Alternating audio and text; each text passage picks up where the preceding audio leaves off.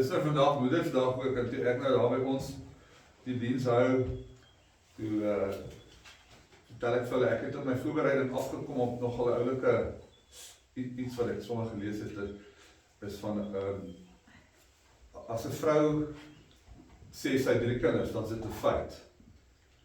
As 'n man sê hy 3 kinders, is dit 'n persepsie. En toe, na die tyd kom ons oralist na my toe, en hy sê vir my, sy ma het gesê, vaderskap en moederskap is soos wetenskap en geloof. As 'n vrou 3 kinders het, dan is dit weet. As 'n man 3 kinders het, dan glo hy. Dis sy. Maar soms ek hou daarvan op graag te maak, maar lekker. En toe ek hier by die kerk instap, dit ruik so lekker. Ja, hierdie hout. Dis ongelooflike, en die kers. Die kers herinner mens nogal aan 'n plaas, nê? Veral my vrou se mense het geboer daar in die voetels van die Drakensberg, en hulle het nog met kersse en lampe en so gewerk, maar en met buite toilette en so. En vandag is dit 'n sonde. Goed, julle, kom ons staan, dan sing ons ek sien 'n nuwe hemel kom. Die van julle wat wil sit, kan bly sit. Ja, laat hulle sit, miskien dis. Okay, kom ons sit liewe, dit is dalk makliker. Ek sien 'n nuwe hemel, 602. Al die verse want hulle is lekker kort.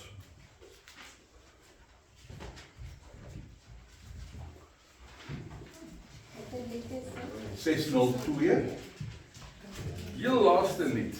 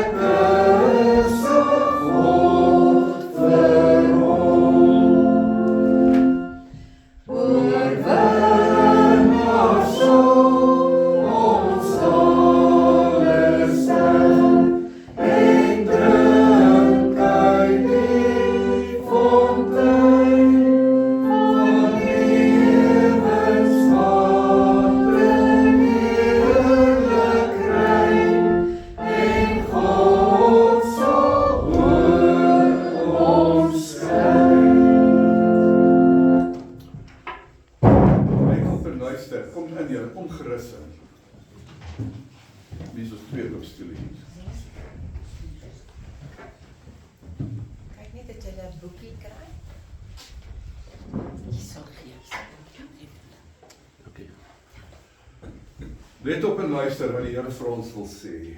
Let op en sien wat die Here vir ons wil wys. 'n Nuwe lewe, 'n nuwe wêreld, 'n alternatiewe koninkryk met 'n alternatiewe manier van leef. 'n Wêreld vry van die begeerte om altyd meer te wil hê. 'n wêreld vry van selfsug en haat, en 'n wêreld van liefde, deernis en omgee. Hoor die uitnodiging wat al eeue lank weer klink. Omhels die weg van Christus en ontdek ware vryheid. Omhels die weg van Christus en kies die lewe. Omhels die weg van Christus en groei. Kom ons sing Liedboek 516, net so 'n klein bietjie terug, al sou die vyeboom nie op nie. 516. Ik kan hem net eenmaal zingen. Al net eenmaal, goed.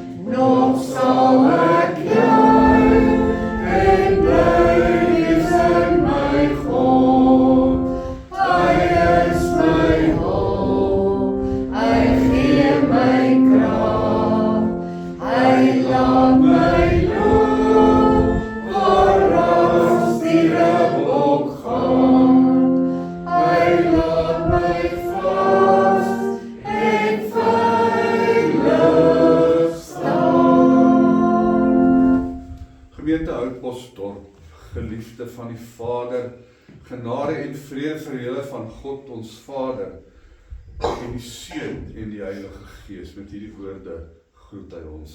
Ons sing nou Liedboek 192, al drie die verse. 192.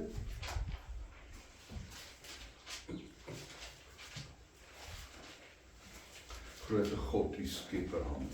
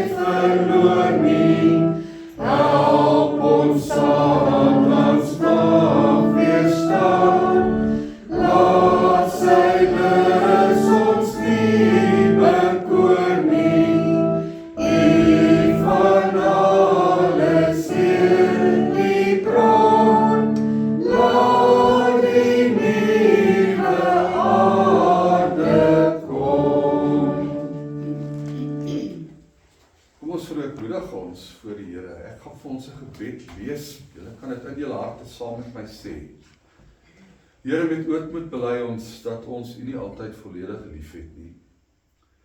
Soms het ons U slegs met ons monde lief en nie ook met ons verstand nie.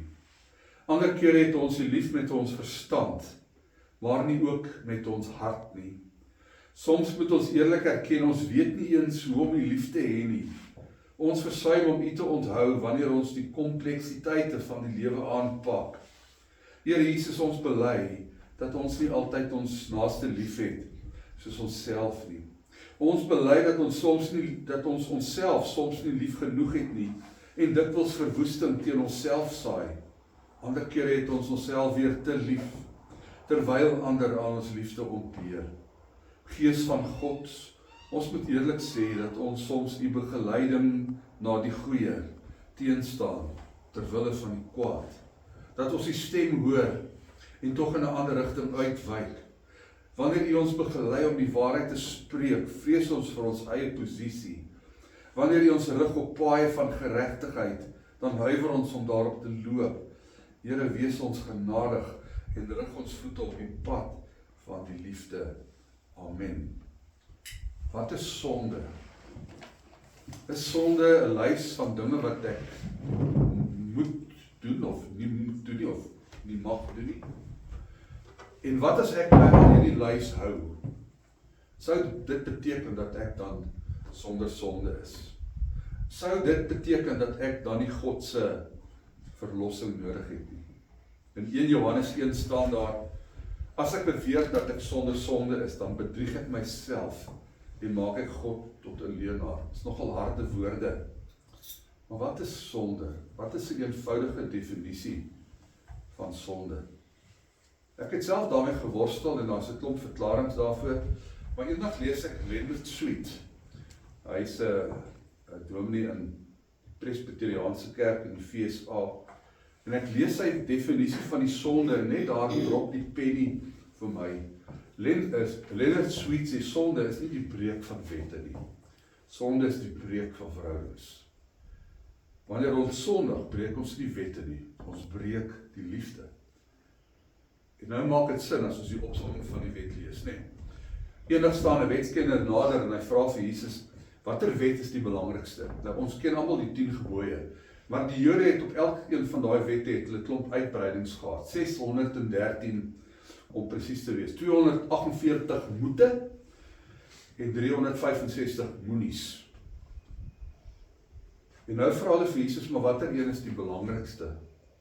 En sou hy een uitlig, dan sou hulle hom kan aankla van die minagting van al die ander. En dan lig Jesus nie een wet uit, hy trechter hulle almal saam in een gebod. En dis die gebod van die liefde, of die wet van die liefde. Sonde is wanneer ek God uit my liefde uitsluit. Sonde is wanneer ek jou uit my liefde uitsluit. Sonde is wanneer ek my vyand, daardie een wat ek eerder deur die versier van 'n outomatiese masjiengeweer wil sien, wanneer hom of haar uit my liefde uitsluit. Sonde is wanneer ek myself uit my liefde uitsluit. Sonde is wanneer ek my omgewing, die aarde, uit my liefde uitsluit. Sonde in sy mees basiese vorm is die afwesigheid van liefde. Anders gesê, sonde is gebreekte verhoudings. Kom ons wy ons aan die Here en dan sing ons, laat ons sing van ons verlosser, Liedboek 219. 219 vers 1 tot 3. Pragtig. Laat ons sing van ons verlosser. Hy wat vir ons wys hoe liefde lyk. Verwys nie na die kruis natuurlik.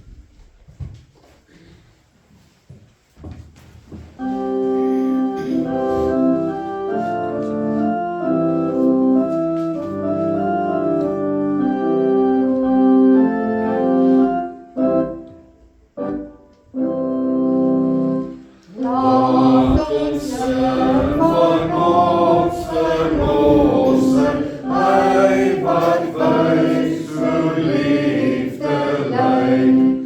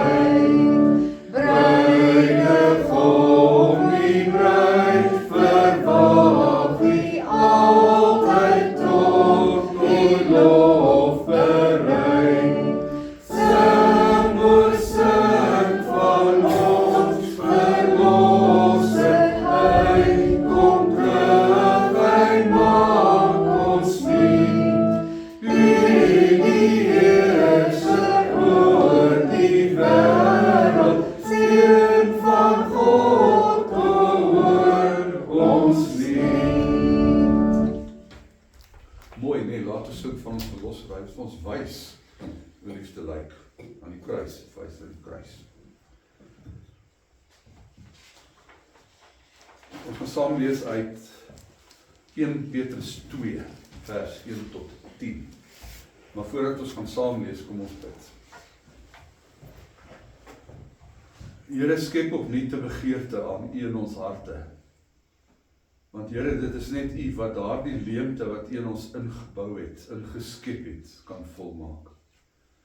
Here, maak ons leeg van onsself en maak ons vol van U. O Heilige Gees, U waai soos die wind oor velde, U waai waar U wil.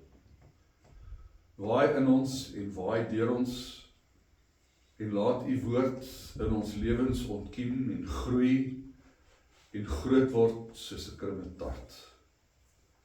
U tot eer, die koninkryk ter wille. Amen. 1 Petrus 2, vers 1 tot 10. En ek hou van die kerklike jaar, ek werk gewoonlik met die kerklike jaar. Dit maak dit makliker vir my, want hoef ek te wonder wat in volgende Sondag te preek nie. En almal wat hulle hou hierby, reg oor die wêreld, sal hierdie teks vanoggend oor gepreek gewees het. As mense hulle hou daarby. 1 Petrus 2 vers 1 tot 10. Lê daarom alles wat sleg is, en alle bedrog en geveinsdheid, en jaloesie en alle geskinder af, en smag soos pasgebore babatjies na die suiwer geestelike melk, sodat julle daardeur kan groei, met die oog op julle verlossing. Nou dat julle die goedheid van die Here gesmaak het. Kom na hom toe, die lewende klip, wat wel deur mense afgekeur is, maar vir God uitverkore en vir hom kosbaar is.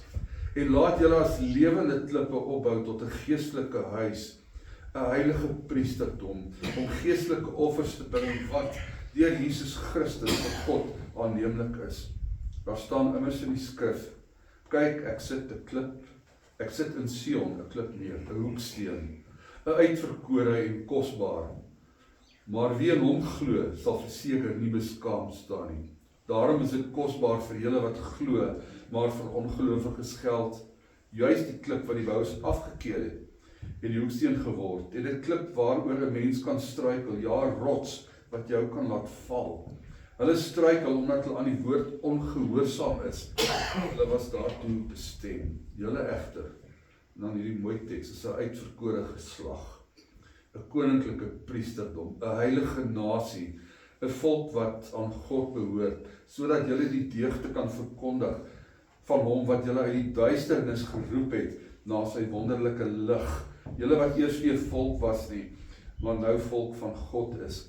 Wat eers nie ontferming ontvang het nie, maar nou ontferming ontvang het. Geroep het na sy wonderlike lig. Ons steek in ons gemeente altyd ook 'n kers aan, soos wat ons hierop maak. Lig is simbolies van God se teenwoordigheid in ons wêreld, en ons is draers daarvan. Maar net ek het dit nou net opgeval toe ek nou daar lees. Ek het my eie emmerskoplysie. En ek wil graag, of een van die goed op my lysie is, dat ek eendag as ek nie meer hier is nie, my wêreld 'n beter plek los, as wat ek dit gekry het. As ek hier vandaan verhuis, dan wil ek graag die kuns van die lewe bemeester het, of grootliks bemeester het. Dit is een van my goed op my emmerskoplysie. Daar's nog 'n klompie ander ook waarmee ek julle nou nie gaan vermoei nie. My lewe sal eendag my nalatenskap wees, of dit goed is of dit sleg is. En ek hoop, as ek eendag hier vandaan verhuis, as ek my tenpenne hier uittrek, dat ek my wêreld 'n beter plek sal los, as wat ek dit gekry het. Want na my, moet my kinders, en my kleinkinders, en hulle kinders, en nog 'n klomp ander mense leef. Daar is mense wat sê, dat die lewe hier gaan eintlik net oor die lewe hierna, en dat die lewe hier nie so belangrik is nie. Maar as dit so sou wees, hoekom sou God sy seun na hierdie aarde toe stuur? Hoekom sê Jesus ons leer bid, laat die koninkryk kom, soos in die hemel, so op die aarde? Hoekom sal Petrus dan die gelowiges aanmoedig om te sê, maar julle moet anders leef? Julle moet anders wees as die heidene. Maar hoe leef mens anders? Ons is Christene. Hoe leef ons anders? Die mense aan wie Paulus skryf is jong Christene. Hulle is eerste of tweede geslag Christene. En hulle leef in 'n dominant ongoddelike omgewing. Klein-Asië in daai tyd was hoofsaaklik heidens of ongoddelik. En binne hierdie konteks wil Petrus vir 'n klomp jong gelowiges sê dat hulle anders of goddelik of heilig moet lewe. Hoe is hulle anders in 'n wêreld waar goed soos bedrog, die goed wat genoem word in die teks, selfbelang, kwaadwilligheid, skynheiligheid, jaloesie en slegpraat aan die orde van die dag was? Hoe maak hulle 'n verskil? En as hierdie goed vir jou bekend klink, dan is dit omdat dit bekend is. Dit is maar soos dit vandag nog is, nee. Hoe is hulle anders in 'n wêreld waar hierdie goed bestaan? En aan die begin van die teks sê Petrus vir die jong gelowiges, julle andersheid lê daarin hoe julle lewe, hoe julle anders lewe.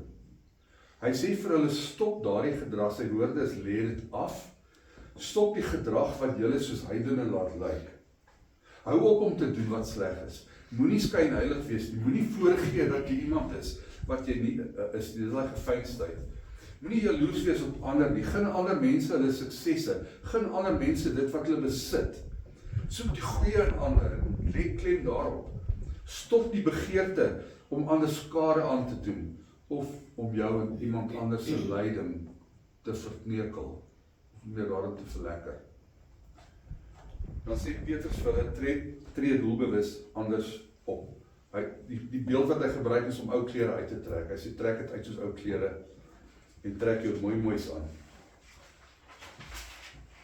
Want julle is weergebore, oorgebore. Ek en jy is tweemaal gebore. Die eerste keer is ons uit 'n maag gebore, 'n fisiese geboorte. En dan word ons uit God gebore, ons tweede geboorte. Ons word ingebore in 'n nuwe wêreld in. En ons is nou soos die lidmate daar in die gemeente in Klein-Asië, burgers van 'n nuwe koninkryk.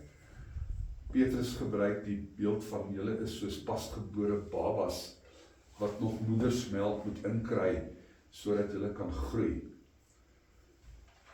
In my voorbereiding kom ek af op die Peter Pan syndroom. Ek weet nie wie van julle ken die Peter Pan syndroom nie. Ek het nie geweet daar is so iets, maar nou weet ek. Peter Pan syndroom is 'n droom van veral hier gaan dit nou eintlik meer oor mans, maar dit kan waar word of waar is die vrou so. Dis nie so 'n syndroom van iemand wat ouer word, maar hulle word nie regtig groot nie. Hulle groei nie op nie. 'n Volwassene wat hom nog soos 'n kind gedra. Dis daai kind wat in jou huis bly tot wie weet watter tyd en hy het nie werk nie en hy soek ook nie werk nie. Hy verwyl sy tyd deur aan mekaar rekenaarspeletjies te speel en sy kamer lyk soos voor die skepping woes. En sosiaal en emosioneel en finansiëel het hy geen verantwoordelikheid nie. Op 'n manier is hy 'n volwasse man, op 'n manier is hy nog gedoeke. Party mense word nooit groot nie. En nou sê Petrus vir hierdie jong gelowiges, julle moet die melk inkry. Daai onvervalste moedersmelk wat julle laat groei en wat julle laat groot word. Toe ek in standaard, ek het in Natal groot geword en ons het nog gepraat van standaard. In standaard 7 het ek onderwyseres gehad. En ek wens ek kon vir haar gesê het dat sy invloed op my lewe gehad het, maar ek het heeltemal kontak met haar verloor. Juffrou Kloete. Sy was ons registeronderwyseres en sy het ook vir ons Afrikaans gegee. En teen die voorste muur van die klaskamer het daar net so 'n geraamde dingetjie gehang en daar het een woord opgestaan, groei. Groei. En julle weet mos, 'n standaard 7 kind is nie 'n mens nie. Dit is wanneer julle ken dit, julle weet, hulle is nie mense op daai stadium nie. En ons het nogal gedink, dis is so 'n bietjie snaaks, bietjie stupid.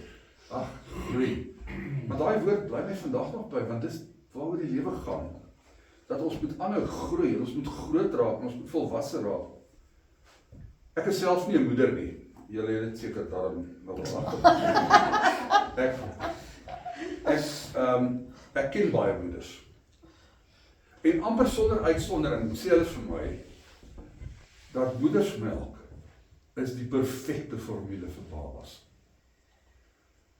Alles wat hulle nodig het, al die teenliggame en 'n klomp ander goed, is in daardie melk. Dis waar kinders begin. Hulle begin by melk. Jy gee tog nie vir jou pasgeborene kuiens en biltong en skaapchops nie. Hulle is nie reg daarvoor nie.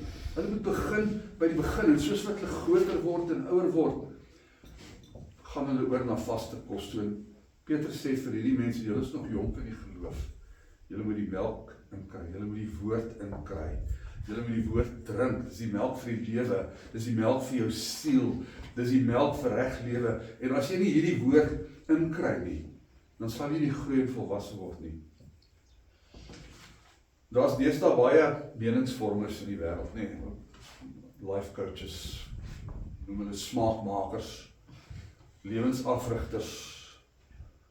En dis nou mense wat dit hulle werk gemaak het om jou en my af te rig oor die lewe. En party van hulle gee nogal goeie raad.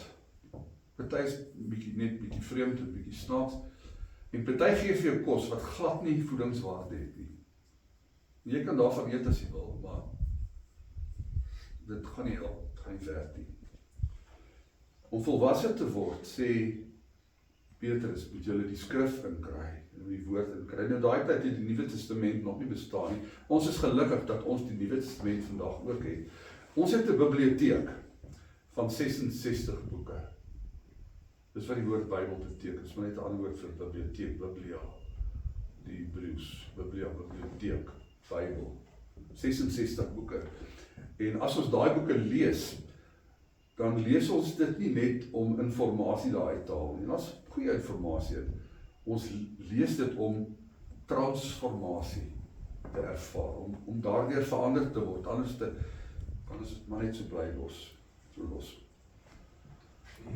In Jesus kom God en hy druk met sy vinger op, God kom en hy druk met sy vinger op Jesus en hy sê vir ons, hier is my kind, volg hom, lewe soos hy. Johannes 1 vers 14 sê, hy is die lewende woord, die woord in lewende lywe. Die woord daag ons uit om anders te leef. In die woord delf ons soos goud, delwers wat delf, maar goud. 'n vriend van my sê eendag, hy is Ron is nou al lankal dood, maar hy het eendag gesê, Ron vir my, dat die woord van God soos 'n gesonde maaltyd is. Hy sê, as jy nalat om daarvan te eet, dan begin jy aan geestelike wanvoeding by. En dan later, as jy nog steeds aanhou om nie daarvan te eet nie, dan gaan dit oor in geestelike anoreksie. En dan later gaan jy dood. Ons lewe as Christene in 'n land wat baie uitdagings aan ons bied. Ons lewe in 'n land met baie onreg. Ek hoef niks daarvan te vertel nie. Vol geweld, op plase en townships die wêreld vol.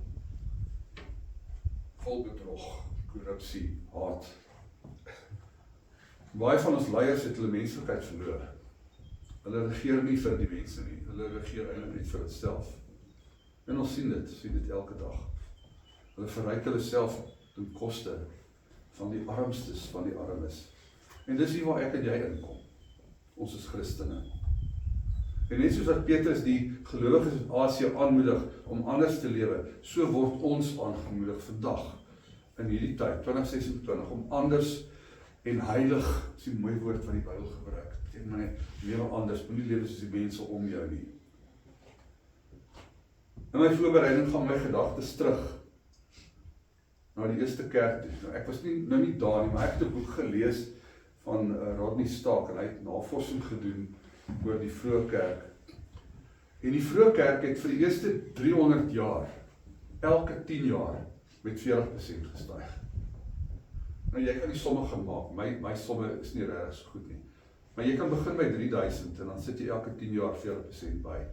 Dan kyk jy bietjie hoe vinnig het die kerk gegroei in daai tyd en hoe baie het hulle geword. En dan vra Rodney Stark, maar hoekom het die kerk so geweldig vinnig gegroei? En dan sy konklusie is, die vroeë Christene het die samelewing oortref in liefde, deernis en diens. Terug na my Emerskop-lysie. Ek wil regtig graag die kuns van die lewe bemeester. Julle kan my vrou vra, sy sê vir dit sê, ek kry baie keer nie reg nie. Maar ek probeer. Net soos jy wil ek 'n navolger van Jesus wees. Ek wil my wêreld, ons het klein kinders, die oudste is nou so 8 of 9, hoe oud is hy eers? 8. 8 en dan ons 2 wat 5 en 4 is. En ek wil graag vir hulle 'n beter wêreld los. Vir hulle kinders eendag 'n beter wêreld los. En ek dink jy wil dit ook doen. Dis hoekom jy hier is. Ek dink dis N.T. Wright, Tom Wright wat gesê het, hy weet nie hoe kom mense op Sondag kerk toe nie. Maar hy dink dit is omdat hulle weet, daar's 'n ander wêreld daar buite en hulle wil graag deel daarvan wees. En ek dink dis waar. Hoe lewe ons anders? Ons het 'n boek met 66 boeke en dan het ons 'n persoon, die lewende woord. Kom ons hierdie woord, kom ons volg Jesus en kom ons maak 'n verskil. Kom ons bid. Here, skep asseblief in ons elkeen 'n smagting na die woord. Onverdun, naar die onvervalste moedersmelk van die woord. Transformeer ons deur die Heilige Gees om alles te word en te wees wie ons bedoel het, wie U ons bedoel het om te wees. Maak ons getroue navolgers van U Seun, die lewende woord. Mag elkeen van ons wêreld ten goeie verander en dit 'n beter plek los as wat ons dit gekry het. Here, weerhou ons van geestelike gemorskels. Here, help ons om te onderskei tussen goed en sleg. Here, wees met elke lidmaat van U kerk op aarde. Hou U hand oor ons en bewaar en beskerm ons. In Jesus naam bid ons dit. Amen. Ons het by ons elke jaar met Moedersdag het ons so spesiale geleentheid vir die mammas ook en dan deel ons vir die mammas sommer geskenkies uit. En nou, ek het nou vanoggend dit wat oorgebly het, ons het ek saam gebring, ek het nie genoeg vir al die mammas. Maar ek dink ons nou by die oudste mammas begin en dan staan my vrou het daar al hare gevat, so en vir ons dogters gevat, so sy het kan haar maar net oorslaan. Maar ek wil begin met twee staatse goedjies van kinders wat 'n klasonderwyser vir hulle gevra het oor goed. En die een onderwyseres het vir haar kinders vertel van 'n magneet. En wat 'n magneet alles kan doen. En sy het allerlei goedjies met die magneet opgetel en so en verduidelik hoe werk die twee pole van die magneet op mekaar afstoot en aantrek en al die dinge. En die volgende dag wil sy kyk of sy of haar boodskap deurgekom het. En sy sê vir die kinders, my naam begin met 'n N en ek tel goed op. Ma, sê hulle ma. Jy het gesien kom. Sal ek kind dit sê? Ja, sal ek dit sê. Ok, hulle het toegesê. Die ander ene was in 'n graad 3 klasie, waar die juffrou ook vir die kinders gevra het, wat is 'n ouma? My vrou is ook al 'n ouma, so ek weet niks teen oumas nie. En die volgende antwoord kom uit. 'n Ouma is iemand wat nie haar eie kinders het nie. Sy hou van ander mense se kinders. Oumas is gewoonlik vet. Maar hulle is nie so vet dat jy skoene kan vasmaak nie. Hulle dra snaakse brille en snaakse onderklere en hulle kan hulle tande en hulle tandvleise uithaal. Dit is hoe kinders na mammas en oumas kyk. En mamma se ding wat goed optel. Ja, ons het klein kinders, dis waar. Moedersdag, vandag vier ons Moedersdag. En vandag dink ons aan al ons moeders. Maar wat is 'n moeder of wie is 'n moeder? En ek het so 'n bietjie gaan kyk in die handboek van Afrikaanse taal, die had sê, 'n moeder is 'n vrou wat kinders het, of 'n vrou wat soos 'n moeder sorg. En dit maak dat daar kinderlose moeders is, wat ook moeders is. Ek onthou vir Tannie Liewe Heksie in Oorlienheid waar ek geswat het, wat koshuiswals gebly het. En sy was ons ma. Ag, ons het haar been getrek en dan nog getorn en maar sy het vir ons gesorg, sy het ons gevoer. Dis wat mens met 'n student doen, jy voer hom. Ons kry moeders ook in ons hospitale, in ons skole, in ons gevangenes, en dan bedoel ek nie as gevangenes nie, maar as mense wat sorg vir die gevangenes.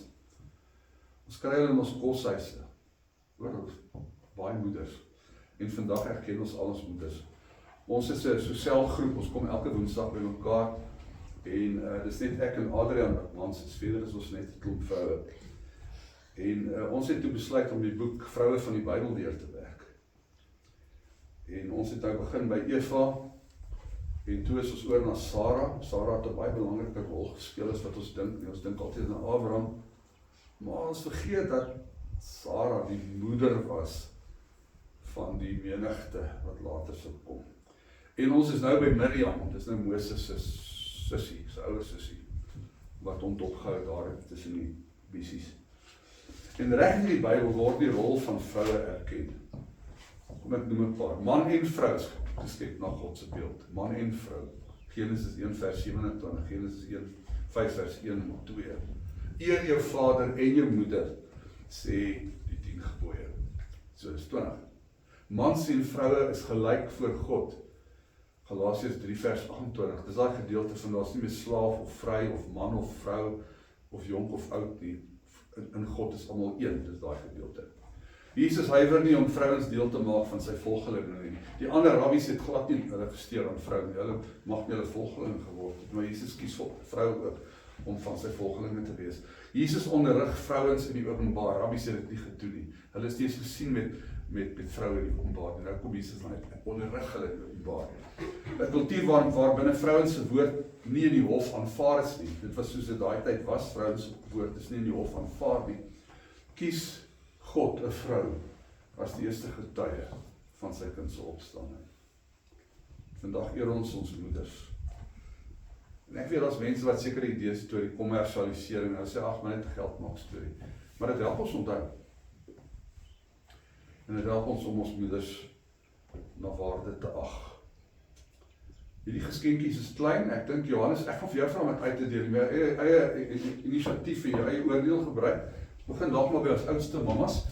En hier is 'n paartjie. Ek dink daar gaan 'n bietjie minder mammas daar aan die kant wees, maar daar's 'n bietjie meer gewees. Maar kyk maar. Nee, ek wil dit af. Wil jy dit afneem? Goed, ek wil waar is die oudste daar? Ek sal sê vir wie jy nie moet gee. Dan nie.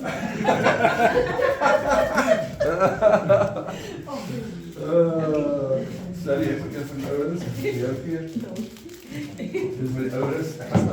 Sal jy uit? Sal jy uit? Laat ons iemand rol. Soos ek grys is. Okay, net ons het nog 'n paar oor. Dan het jy ja. Goed, daar staan jy. Vergeet. Amper vergeet ek. Hier binne is 'n papiertjie, maar ek het 'n magneetjie op. Julle moet nie sien hoe as maar ou ding gooi hom weg nie. Hy kan blykbaar in die yskas plak. Dis Rita. Kyk, so enetjie weg. Weet jy dit? Okay. Dat ek dan weer. Daar's jammer vir die ander daar nie is nie, maar ek sal dit volgende keer beplan as ek nou weer die voorreg het om Moedersdag hier by julle te wees. Wat is verbaasend. So vir blomme. Dis iets baie kleins, maar dit gaan oor die simboliese waarde daarvan, nê, oor die waarde en ons wat ons vir die manne gee is gewoonlik net 2 sulke stukkies droogos. Dit ek het 'n swak plek vir biltong en sjokolade en daai al lekker meier so. Maar dit is vir ons mammas. Ek gaan net 'n gebed doen vir ons mammas ook. Here, vanoggend dink ons aan ons moeders. Here, elkeen van ons wat hier is gebore uit 'n vrou. 'n moeder. Ons dink aan hulle wat ons gekoester en gevoed het, wat in die nagte opgestaan het, as ons bang of siek was. Ons dink aan ons moeders aan wie se knie ons van u geleer het. Hulle wat ons geleer het om lief te hê, om op te offer, om te bid. Here, u het aan moeders die kapasiteit gegee om saam met u deel te neem in die skep van nuwe lewe. Help almal van ons om ons moeders te ag, te respekteer en te waardeer. Here, ons dink vanoggend aan ons kinderlose moeders. Daardie moeders wat nie kinders van hulle eie het nie, maar selfloos hulle tyd en aandag gee vir die kinders van ander. Here, dalk as dagmoeders, dalk as moeders in koshuise, dalk in gevangenes en hospitale. Here, mag hulle iets van die heerlikheid van moederskap ervaar in dat hulle ander mense se kinders versorg. Here, ons dink aan ons mamas wie se kinders gesterf het. Ons bid vir ons moeders. Amen. Ja, terwyl ons nou so bid vir moeders wie se ouers gesterf het, ons het self 'n seun verloor in 2017 aan die dood. En Frans ongeluk, Stiaan dood. Ons het nou ons laaste lied, Vreugdevolle Tyding. Ons gaan dit nou lekker saam sing. En julle sing lekker saam. Dalk is oor die kerkie ook so lekker klein is. Ek gaan 'n bietjie probeer om dit af te laat. Dan gaan ek die kers doodblaas en dan gaan ek vir jou uitdaag om anders te gaan lees. Kom ons sing daai lied.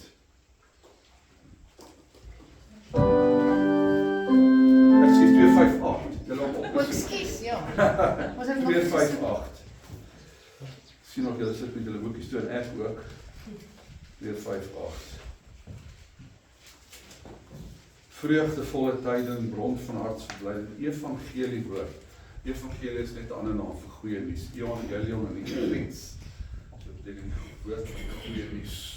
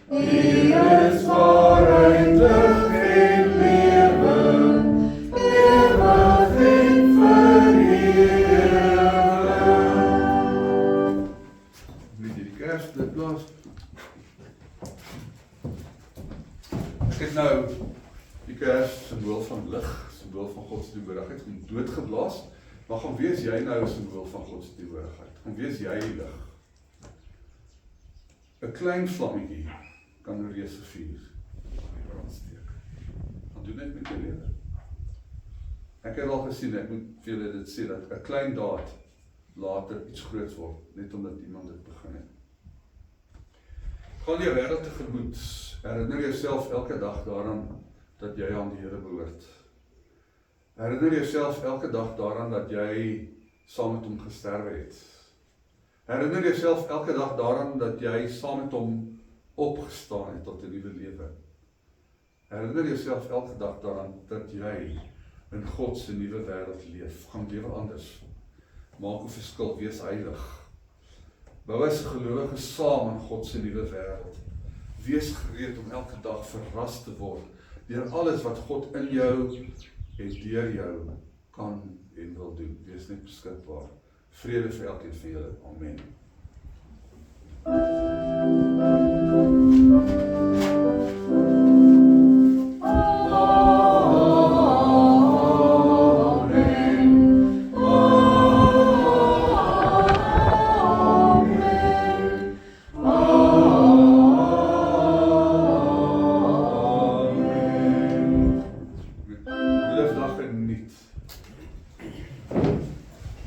Baie dankie vir 'n pragtige preek. Die Here geniet.